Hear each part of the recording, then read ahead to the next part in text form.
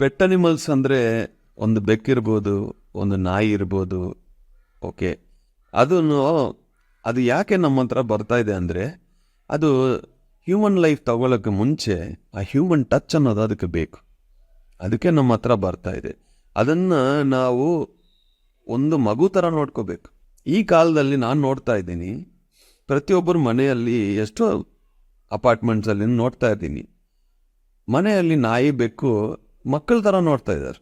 ಅದಕ್ಕೆ ಒಂದು bed, food, ಒಂದು ಮನೆಯಿಂದನೂ ಸೌಂಡ್ಸೇ ಬರ್ತಾ ಇಲ್ಲ. ಬಟ್ 20-30 ವರ್ಷ ಮುಂಚೆ ನೋಡಿದರೆ ಅದಕ್ಕೆ ಚೈನ್ ಹಾಕಿ ಅದನ್ನು ಟಾರ್ಚರ್ ಮಾಡಿ ಅದೊಂದನ್ನು ಕೇಜಲ್ಲಿ ಹಾಕಿ ಅದೇನೋ ಒಂದು ಟೈಮ್ಗೆ ಊಟನ ಕೊಟ್ಟು ಸೆಕ್ಯೂರಿಟಿಗೋಸ್ಕರ ಯೂಸ್ ಮಾಡ್ತಾ ಇತ್ತು. ಅದು ನಾವು ಮನೆಯಲ್ಲಿ ಇಟ್ಕೋಬೋದು, ಬಟ್ ಮಗು ಥರ ನೋಡ್ಕೋಬೇಕು. ಅವಾಗ ಅದನ್ನು ಇಂಟರ್ಫಿಯರ್ ಮಾಡಬಾರ್ದು, ಅದಕ್ಕೆ ಕಷ್ಟ ಕೊಡಬಾರ್ದು. ಚಿಕ್ಕ ವಯಸ್ಸಲ್ಲಿ ನನ್ನ ಮನೆಯಲ್ಲಿನೂ 2 ನಾಯಿ ಇತ್ತು.